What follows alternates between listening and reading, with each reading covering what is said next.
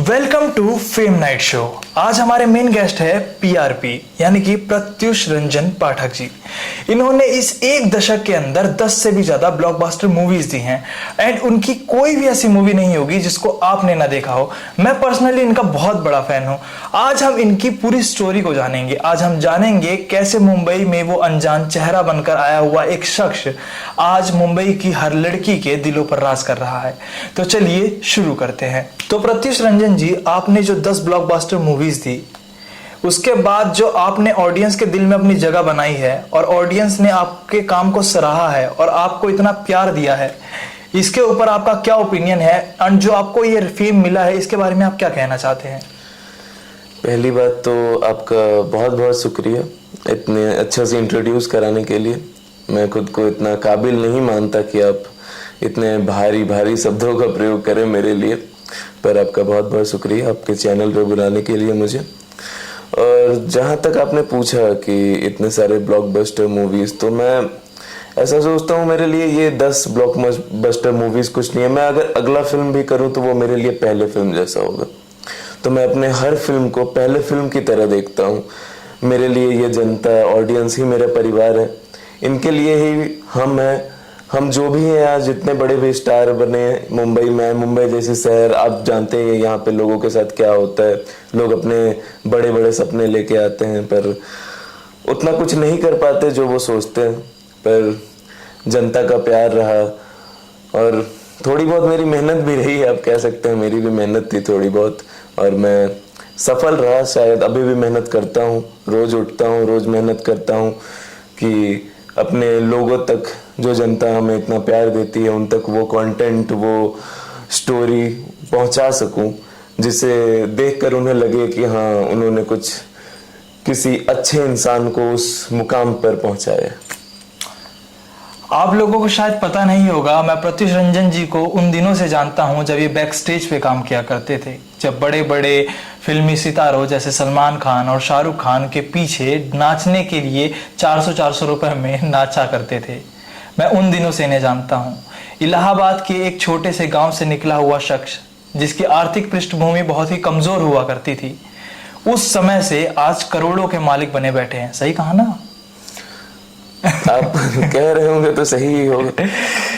इस मनी वाले एस्पेक्ट के ऊपर हम थोड़ी देर बाद बात करेंगे, पर आप मुझे बताइए कि एक छोटे से गांव से जहां से आप निकल कर आए और वहां पे क्या आप, जब आप आज अपनी जर्नी को देखते हैं पीछे से, उस गांव में देखते हैं, वापस आप कभी वहां पे जाते हैं तो कैसा महसूस होता है? जहाँ तक मैं बात करूँ अपने गांव की, अपने शहर की, मैं इलाहाबाद से आता हूँ। मैंने पढ़ाई भी वहाँ इलाहाबाद यूनिवर्सिटी से ही की है। तो वहाँ पे जैसे कि आप जानते हैं, हम भारत जैसे जगह पे रहते हैं, भारत जैसे देश में रहते हैं, जहाँ पे हर वो बच्चा बचपन में या तो क्रिकेटर या तो एक्टर बनने का सपना जरूर देखता है। तो उन्हीं की तरह मैं भी एक साधारण सा बच्चा था जो कि फिल्में बहुत देखा करता था बचपन से ही। कॉलेज में, स्कूल के दिनों में ऐसे कॉलेज बंक करके, स्कूल बंक करके फिल्में देखा करता था। राजेश खन्ना साहब मेरे फेवरेट एक्टर हुआ करते थे। अरे यार, क्या बोलते, वो हम सब लोगों के लिए वो क्या दिन थे, वो आइडल रहेंगे हम सब लोगों के लिए। जी, वो हम सब के दिलों में हमेशा रहेंगे। तो मैं उनकी फिल्में देखा करता था और घर से अपने पिताजी के जेब से 2-2 रुपए चुरा के चला जाता था फिल्में देखने। और बस वहीं से इस सफर की, आप कह सकते हैं कि मैं जब मुंबई आया तब से नहीं, मेरे जीवन का सफर इलाहाबाद से ही शुरुआत उसकी हुई, मेरे जीवन की। जब मैंने पहली बार राजेश खन्ना साहब को बड़े पर्दे पे देखा, मुझे भी ऐसा लगा ये क्या है, मुझे भी वहाँ जाना है। फिर धीरे धीरे पता चला कि ऐसे फिल्म इंडस्ट्री नाम की भी कोई चीज़ होती है, बॉलीवुड नाम की भी कोई चीज़ होती है। मैंने पहले शुरुआत नाटक से करी। अपने गांव में, अपने कॉलेज में मैं छोटे छोटे नाटक में हिस्सा लिया करता था। फिर उसके बाद मुझे पता चला कि कोई एनएसडी नाम की कोई संस्था है जो कि दिल्ली में चलती है। मुझे पता चला कि ये जो बड़े बड़े कलाकार हैं जैसे अनुपम खेर, ये नवाजुद्दीन, ऐसे बहुत मंझे हुए, मनोज बाजपेयी जैसे मंझे हुए कलाकार जो हैं वो एनएसडी के पढ़े हुए।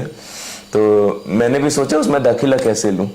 फिर मैं चला गया एक दिन एनएसडी ऐसे ही घर से। मैं आपको थोड़ा सा रोकना चाहूंगा यहाँ पे। जिन दर्शकों को नहीं पता मैं उन्हें बताना चाहता हूं, एनएसडी का मतलब होता है नेशनल स्कूल ऑफ ड्रामा। इसके अंदर जो भी अभिनय या अभिनेता या अभिनेत्री इसके अंदर अपनी पढ़ाई करते हैं, एंड यहाँ एनएसडी ने बहुत ही उत्कृष्ट कलाकारों को जन्म दिया है, जिसमें इन्होंने जैसे आपको नाम बताया मनोज वाजपेयी, नवाजुद्दीन सिद्दीकी, एंड उधर जिस प्रकार की प्रक्रिया होती है वो काबिले तारीफ है। एंड हाँ, आपके सामने जो ये नमूना बैठा हुआ है, जो आपके सामने ये मास्टरपीस बैठा है, ये भी उसी का उदाहरण है, ये भी उसी का उदाहरण है। आप अपनी बात कंटिन्यू करिए, माफी चाहता हूँ इंटरप्ट करने के लिए। बात नहीं, तो मैं कहा था तो एनएसडी जी हाँ। तो मुझे पता चला कि एनएसडी नामक कोई जगह है। मैंने देखा कि सब जितने भी ऐसे आपने जिनका नाम लिया वो बड़े बड़े कलाकार सब उसी से सीख के गए थे। तो मैं चला गया एनएसडी एक दिन, तो मैंने वहाँ मैंने देखा कि वहाँ पे दाखिला होता कैसे। मुझे पता नहीं था कि क्या करना होता है क्या नहीं। तो मैंने जाके वहाँ उनसे पूछा, तो पता चला कि पहले आपको स्टेज शोज करने होते हैं, 3-4 स्टेज शोज आपके होने चाहिए, फिर आपको एक एग्ज़ाम देना होता है, फिर उसके बाद इंटरव्यू होता है। तो मैं इन सब में गुजरा। मैंने नाटकों में हिस्सा लिया, स्टेज शो में हिस्सा लिया ताकि उसमें मेरा दाखिला हो सके, और भगवान की कृपा थी, आप भगवान की कृपा कह लो या मेरी मेहनत कह लो, मेरा दाखिला एनएसडी में हो गया। फिर 2 साल बहुत ज़्यादा मेहनत करा हमने वहाँ पे जो हमारे टीचर्स थे, मैं उनको कभी नहीं भूल सकता। उन्होंने जो हमारे ऊपर मेहनत करा, हमें जो सिखाया इस इंडस्ट्री के बारे में, ना कि मैं ये नहीं बोलूँगा कि बस बॉलीवुड, बल्कि एक कलाकार कैसे बनता है। आप कभी एनएसडी जाएं तो आपको पता चलेगा कि एक कलाकार कैसे बनाया जाता है, एक कलाकार को कैसे वो, मतलब मैं कह नहीं सकता कि ऐसी जगह है आप जाओगे, आपको वहाँ का वातावरण एक महसूस होगा आपको कि आप कुछ ऐसी जगह पे आ गए हैं जहाँ चारों तरफ आपको बस कलाकार ही कलाकार बस भरे हुए हैं देखने को मिलेंगे।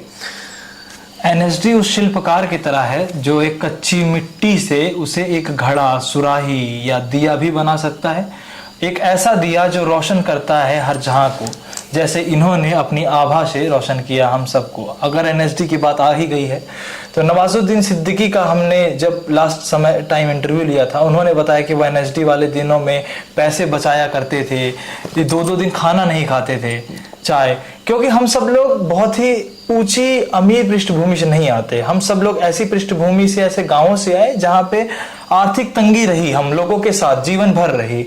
हमारे पिता ने भी वही देखा, और कहीं ना कहीं ये बात भी थी कि वो कहते थे कि इस तरफ मत जाओ, क्योंकि उनको डॉक्टर, इंजीनियर और लॉयर, इन सबसे बाहर कुछ प्रोफेशन पता ही नहीं था कि कुछ हो भी सकता है। तो आप जब एनएसडी में थे तो वहां पे आपके स्ट्रगलिंग डेज कैसे गुजरे? स्ट्रगलिंग डेज, मैं पहली बात तो मैं मानता ही नहीं कि ये कोई स्ट्रगल था। काम नहीं मिलना बहुत दिनों तक 2-2 वक्त या एक वक्त का ही खाना मिलना, छोटे छोटे किरदार, छोटे छोटे बैक स्टेज रोल्स मैं किया करता था, बहुत कम उसके लिए पैसे ना के बराबर मिलते थे। पर मैं ये कहूँगा कि वो स्ट्रगल नहीं था, मैं सीख रहा था। उस वक्त कुछ सीखने को मिलता था। मैं डायरेक्टर्स के पास चला जाता था कि पैसे ना भी दो तो रख लो, कुछ करा लो, मैं पीछे कुछ भी काम कर लूंगा, मैं चाय ही दे दूंगा, मुझे उतना भी मंजूर था, ये भी मैं कर लूंगा, पर कुछ मुझे सीखना था। तो स्ट्रगल, ये शब्द ही नहीं पसंद मुझे। स्ट्रगल, आप अगर स्ट्रगल कर भी रहे हो तो आप वो सीख रहे हो कुछ। जैसे मैं नहीं मानता मैं उतना सफल हूँ, पर थोड़ा भी अगर सफल हूँ, अगर लोग कहते हैं, तो इसके पीछे मेरा वो दिन जो गुजरा जिसमें मेरे पास काम नहीं था, मैं इधर उधर भटकता था, तो वो दिन बहुत अच्छे थे मेरे लिए। मैंने सब कुछ देखा, सब कुछ जाना, सीखा, तब जाके मैं यहाँ तक पहुँच पाया। हम सभी इंडियन फैमिलीज के अंदर एक चीज होती है जो हमारे पिताजी होते हैं, या जिसे कई बार कहा जाता है बाप।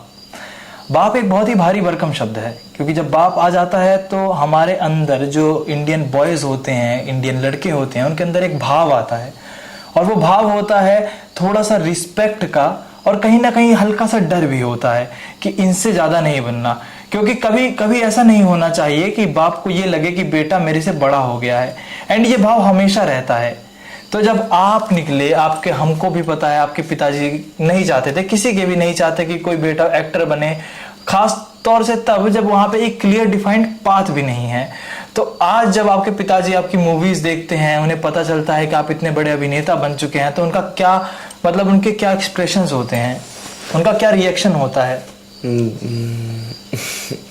जहाँ तक बात मेरे वालिद साहब यानी मेरे पिताजी की आप कर रहे हैं, तो वो जैसे मैं एक गांव से आता हूँ, तो वहाँ मेरे माता पिता, मेरे परिवार वाले, उतना उन्हें कुछ पता नहीं है ये माया नगरी, ये फिल्म इंडस्ट्री, ये फेम, ये उतना उन्हें पता नहीं है। वो बहुत एक साधारण सी जिंदगी जीते हैं, 2 वक्त की रोटी, रात को जल्दी सो जाना, बस यही उनके जीवन का, बस यही है। उनको इन चीज़ों से मतलब नहीं है कि उनके घर के बाहर एक मर्सिडीज खड़ी हो, एक ऑडी खड़ी हो, घर में कौन सा महंगा सोफा लगा हो, बड़ा सा टीवी हो, ये उन्हें नहीं चाहिए।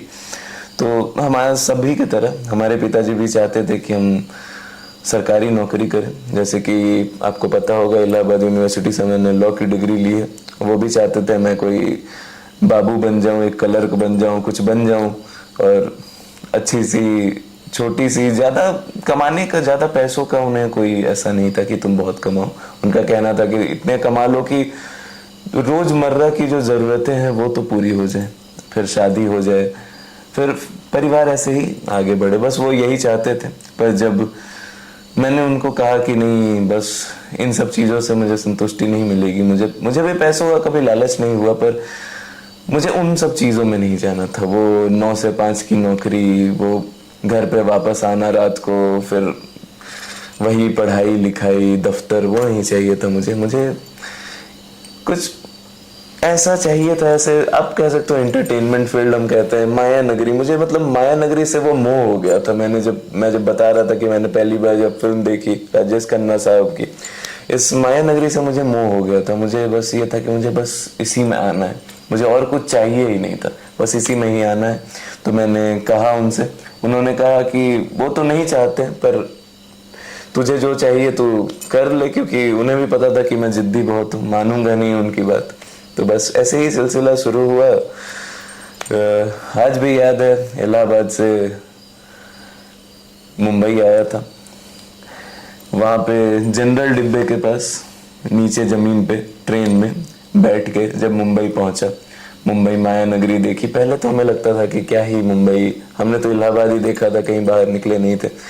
पर जब मुंबई पहुँचे, वहाँ पे भीड़, लोग एक दूसरे को पूछते भी नहीं थे। हम उस गांव से आते हैं जहाँ लोग दिन भर रात, अगर एक दिन कोई इंसान अपने घर से बाहर भी ना निकले तो आस पड़ोस के लोग आके पूछते हैं कि क्या हो गया, क्यों नहीं निकल रहे। पर मुंबई माया नगरी ऐसी जगह है जहाँ अगर आप महीने 2 महीने साल भर भी अगर किसी को ना दिखे तो लोग नहीं पूछेंगे। तो बस ऐसे ही पिताजी मेरे पिताजी और माँ अभी भी मेरी फिल्में देखते हैं। उनका ऐसा कुछ वो नहीं रहता है कि तुम बहुत अच्छा काम कर रहे हो, या बहुत साधारण लोग हैं, और उनका कुछ ऐसा नहीं है। वो सिंपल ही बोलते हैं, हाँ ठीक है कर लिया, ऐसा कुछ उनका नहीं लगता है कि बहुत बड़ा काम कर लिया। वो अपने माता पिता के लिए आज भी मैं वही छोटा बच्चा हूँ जो आज से 20-25 साल पहले हुआ करता था। और मैं चाहता हूँ ऐसा ही रहे, ऐसा ही अच्छा रहता है। तभी मैं लोग कहते हैं मैं बहुत डाउन टू अर्थ हूँ, तो इसमें मेरे माता पिता का बहुत बड़ा योगदान है, क्योंकि उन्होंने मुझे कभी उड़ने ही नहीं दिया। उड़ने ही नहीं दिया। जैसा कि मैं आपकी जर्नी को बहुत क्लोजली मैंने देखा है, एग्जामिन किया है। लाइक बॉलीवुड के अंदर एक सो कॉल्ड टर्म होता है जिसे कहा जाता है आउटसाइडर्स, और एक होता है नेपो किड्स। नेपो किड्स यानी कि जो बड़े बड़े स्टार्स के बच्चे हैं, इसमें होना कुछ बुरी बात भी नहीं है। अगर कोई डॉक्टर है तो वो भी चाहता है मेरा बेटा डॉक्टर बन जाए, और वो कहीं ना कहीं अपनी तरफ से कोशिश करता भी है। पर हाल फिलहाल में जो सुशांत सिंह राजपूत का इंसिडेंट हुआ, आपके उसके ऊपर क्या ओपिनियन है? क्या वो एक सुसाइड थी या एक हत्या? जी, मैं इस पे तो कुछ नहीं कहना चाहूँगा, क्योंकि ये हम जानते हैं कि ये पुलिस के पास है, पुलिस ही बताएगी, हमारा कोर्ट ही डिसाइड करेगा देश का। मुझे पता है कि हमारा देश का जो कोर्ट है, हमारी जो न्यायपालिका है, वो वही करेंगी जो अच्छा होगा। अब मैं इस पर टिप्पणी नहीं करना चाहूँगा ये सुसाइड था या कत्ल था या जो भी कहें, मुझे नहीं लगता कि मुझे इसमें कुछ भी बोलना चाहिए। और जहाँ तक आपने बात करी नेपो किड और बाहर के लोग, आउटसाइडर, सो कॉल्ड आउटसाइडर आजकल लोग बोलते हैं, तो मुझे लगता है कि सब मेहनत के ऊपर है। हाँ, मैंने माना कि आउटसाइडर को वैसे यहाँ आने में दिक्कत होती है, और जो नेपो किड्स हैं वो उनको मिल जाता है मौका तुरंत। पर आप ही देख लीजिए, अगर कोई नेपो किड है, अगर पहली फिल्म उसे मिल भी गई, अगर वो अच्छा ना करे तो मुझे नहीं लगता आगे लोग उसे देखेंगे। पर एक कोई बाहर से इंसान आ रहा है, कोई आउटसाइडर है, वो मेहनत करके आ रहा है, अच्छी फिल्में कर रहा है, आपको जो चाहिए वो एंटरटेनमेंट आपको प्रोवाइड कर रहा है, तो मेरे ख्याल से वो ऊपर जाएगा। और बस मैं यही कहूँगा कि मेहनत करने वाले आगे बढ़ते हैं, कितने भी आएंगे नेपो किड्स, कुछ भी आएंगे, पर मेहनत करने वाले हमेशा आगे बढ़ेंगे। आपने देखा कि हमारे सर ने कितनी चालाकी से एक कंट्रोवर्शियल क्वेश्चन को टरका दिया। ये हमें व्यूज देना नहीं चाहते हैं ये नहीं चाहते कि हमें व्यूज मिले। चलिए छोड़िए, इस बात को हम थोड़ी देर बाद चर्चा करेंगे किसी दूसरे एपिसोड में, कभी दोबारा तो ये हमारे मंच पे फंसेंगे ही। आज हम आपसे एक बहुत ही अच्छा सवाल पूछते हैं। लाइक आपको जो देख रहे हैं इसमें तो बहुत से लोग युवा हैं, जिनकी उम्र 18 से लेके 20-22 साल होगी, या फिर 15 से 18 के बीच के लोग भी हो सकते हैं। आजकल एक कल्चर आ चुका है रील्स का, शॉर्ट्स का। 30-30 सेकंड, 90-90 सेकंड की वीडियोस बनती हैं, और किसी एक की वीडियो वायरल होती है और उन्हें इंस्टेंट फेम मिलता है, जैसे कि कच्चा बादाम और भी बहुत से लोग हैं, अंजलि अरोड़ा, या हम उन सब के नाम नहीं लेना चाहते, एडिटर इसे बीप मार देना, ठीक है। तो आप इसके ऊपर क्या कहना चाहते हैं? इस इंस्टेंट फेम का जो चस्का युवा पे चढ़ा हुआ है, आपके इसके ऊपर क्या ओपिनियन है? क्या एक सलाह है जो आप युवा को देना चाहेंगे? जहाँ तक का इंस्टाग्राम, आपने जैसे बोला, ये आजकल मैं भी अभी देख रहा था, मैं उतना चलाता तो नहीं हूँ, मुझे अभी कोई कल दिखा रहा था ये इंस्टाग्राम पे ये रील। मेरी भी एक फिल्म आने वाली है, उसको भी इंस्टाग्राम पे छोटे छोटे क्लिप्स में ये डाल रहे हैं, मुझे भी कल कोई दिखा रहा था। मैं ज़्यादा यूज़ नहीं करता, मुझे उतना नहीं पता, पर मुझे लगता है कि ये लोग जो कर रहे हैं या फिर आगे बढ़ रहे हैं, अगर इनका दिल कहता है, इनको अच्छा लगता है तो करना चाहिए, पर मेहनत भी करना चाहिए, क्योंकि हम सब जानते हैं कि ये रात भर की जो क्या कहते हैं आप उसे, फेम, ओवरनाइट फेम, ये ओवरनाइट फेम टिकता नहीं है ज़्यादा दिन तक। ये जैसे ओवरनाइट फेम अभी आया है, कल को चला भी जाएगा, तो फिर दिक्कत इन्हें ही होगी। तो इन्हें कुछ ऐसा सोचना चाहिए जो लंबे समय तक जाए, जो ऑडियंस तक लंबे समय तक पहुंच पाए। ऐसा ना हो कि ऑडियंस आए, 30 सेकंड देखे इनको और अगले ही सेकंड इनको भूल जाए, ये भी तो हो सकता है ना? होता है। तो ऐसा नहीं होना चाहिए। बाकी मैं ये नहीं कह रहा कि ये रील ना डाले, इंस्टाग्राम पे एक्टिव ना हो, या कुछ सोशल मीडिया प्लेटफॉर्म यूज ना करे। ये बनाया गया है यूज करने के लिए, भाई यूज करने दीजिए, क्या दिक्कत है? तो यूज करिए आपका मन। बाकी युवा है, थोड़ा मैं कहता हूँ कि सोशल मीडिया से थोड़ी सी दूरी बनाए रखना, और थोड़े अपने परिवार के करीब और थोड़े असली जीवन में अपने आप को रखना बहुत अच्छा होता है। हमेशा इन सोशल मीडिया प्लेटफॉर्म में ही घुसे रहना भी अच्छा नहीं होता है, हम बहुत कुछ खो देते हैं। मैंने बहुत आसपास अपने सुना है, देखा भी है कि ये उतना अच्छा नहीं होता। मुझे उतनी जानकारी नहीं है आप लोगों जितनी, पर इतनी तो है, इतना तो मैं भी जीवन देख चुका हूँ अपनी जिंदगी। तो यही कहूँगा कि मेहनत करें, जो दिल में आए वो करें, पर साथ में मेहनत भी करें। इतना स्क्रीन को 2 मिनट के लिए रोकना चाहूंगा। आपको पता है प्रत्युष रंजन जी से बात करते करते दिल नहीं भरता, ना मेरा ना आपका। इस वार्तालाप को नेक्स्ट एपिसोड में कंटिन्यू रखते हैं। तब तक के लिए बाय बाय, और सब्सक्राइब करना मत भूलिएगा। बाय।